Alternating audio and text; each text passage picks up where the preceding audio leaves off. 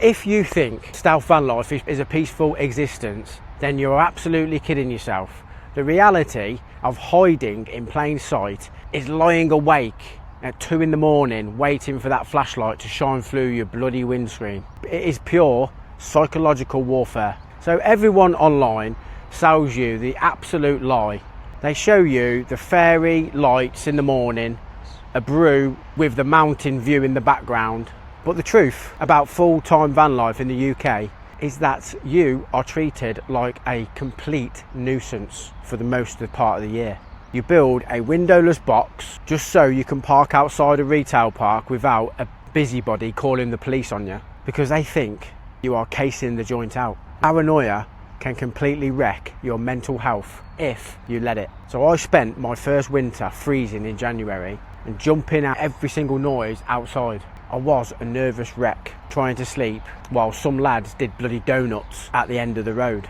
I mean, it wears you down to the bone. You start second guessing every single place you park. You wonder if the council is watching or if the locals have posted your number plate on the community Facebook group. The mental toll of waiting for that dreaded knock on that metal door is something none of these Instagram influencers ever talk about because it just ruins their aesthetic. But you cannot live like that long term. I had to make a massive mindset shift to survive this lifestyle. A specific psychological trick that completely removes the stress of stealth parking. I'm going to show you exactly how I do it today. But first, we need to talk about why you are currently making your van a massive target without even realising it. The absolute biggest mistake people make trying to make their van look like a camper. Now, do not get me wrong, you still need your off-grid power and your ventilation. On my new Luton box build, which is coming very soon, I am going to be putting solar panels on the roof and I will have fans up there too. But there is a massive difference between slapping them on the roof of a transit van where everyone can see them and putting them on the new van that is 4 meters tall. Now, because the Luton is incredibly tall, people walking past the pavement simply cannot see what's up there. It is completely out of their eye line. So I get all the benefits of pulling in the solar power for the fridge and the PlayStation without sacrificing that camouflage.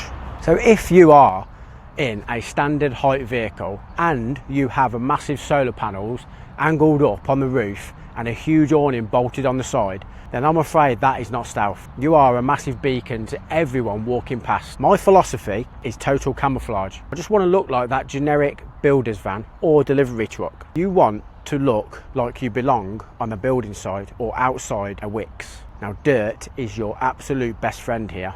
Do not wash your van every Sunday.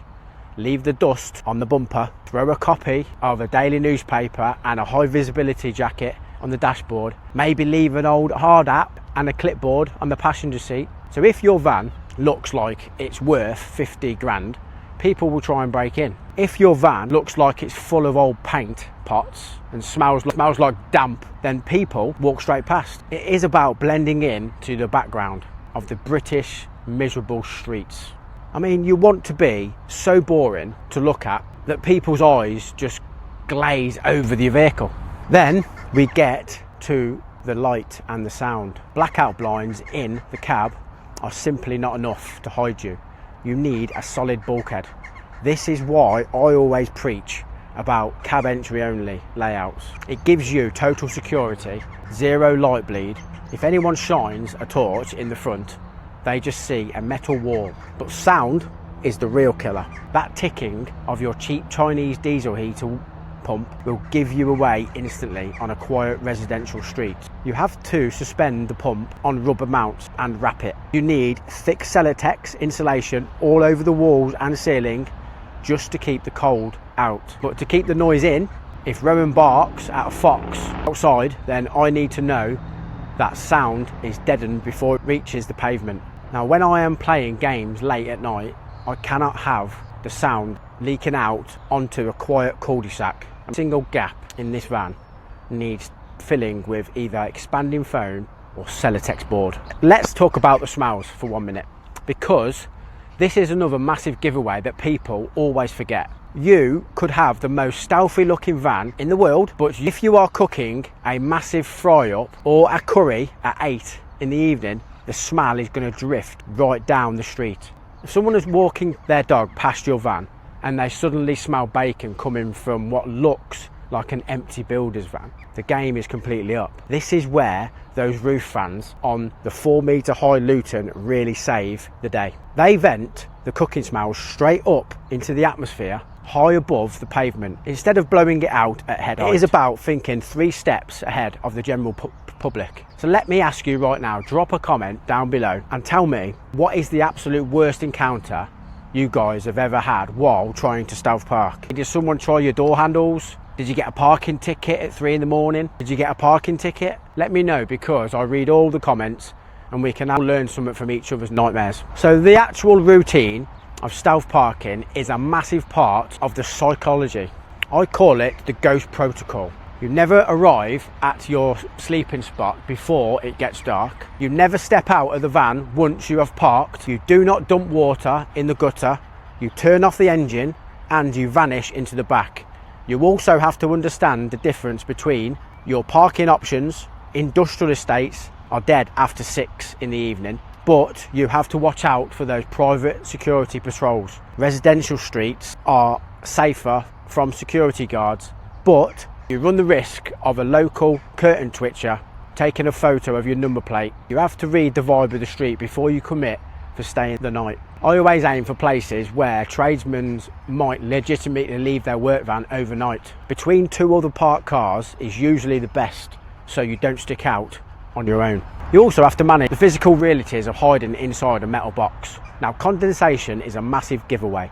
If you are parked up and your front windows are dripping with water on a freezing January morning, then everybody knows someone's sleeping in the back. This is why I sealed my bulkhead. The moisture from your breath and your cooking has to be contained and ventilated through the roof, not the cab. So if you cannot manage the moisture, you cannot manage the stealth. It really is that simple. And getting this right takes practice and patience. You have to test your setups, walk around your own van at midnight and see what it looks and sounds like from the pavement. And speaking of thinking ahead, you have to talk about the physical security, because even the world's best stealth van in the world, someone might still try their luck. Having deadlocks on the rear and the side doors is non-negotiable. You need locks that scream. This is going to take an angle grinder and 20 minutes to get into. Thieves are lazy by nature. They want a quick win. So if they see a heavy duty security, they will walk away and find an easier target. But my entire build philosophy revolves around making the van look like it's too hard work to break into, while simultaneously looking like there's nothing worth stealing on the inside. Now, it is a very fine line to walk, but when you get it right, it is perfect defense. But the final piece of the puzzle is the mental game. This is the trick I mentioned earlier. You have to realize that 99% of the general public are completely wrapped up in their own miserable lives. They are not looking for you. I mean, they're more worried about their MOT or the price of a pint or getting up for work in the morning. So when you hear a noise outside, your brain tells you it is a threat. You have to train yourself to ignore it. Shutting off the cab creates a cozy bunker mentally. Now, I mean, when I am shut in here with Rowan, I tell myself the world outside does not exist until tomorrow morning. The mental barrier is the only way to survive out here without going mad. You have to build a fortress in your head, just as solid as that bloody bulkhead in your van. So once you master that, you can park almost anywhere and sleep like a log. So figuring out stealth mindset took me a massive amount of time, but it also gave me the ultimate freedom to live anywhere I want. But all the freedom in the world is completely pointless if you're still tied to a boss who makes you go out grafting on a damp site for like 60 hours a week.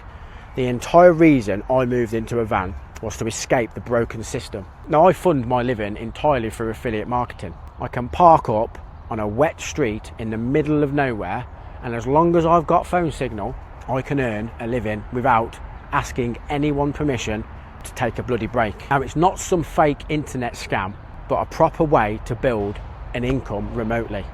So if you're totally knackered from the daily grind and you want to see how I broke out of it, I've put together a completely free video training series that explains the whole process. Just enter your name and email and I'll send it you straight away. The link is right down in the description below. So check it out if you want a way out. So, hiding in plain sight, it's not about living in fear, it's about taking control. It is about manipulating your environment so the outside world leaves you alone. If you build a windowless van with proper Celotex insulation, you get your head straight, you can live totally rent-free, right under their noses without taking the piss. So if you appreciate getting the raw truth about van life and you want to avoid all the fake aesthetic rubbish, then hit that subscribe button.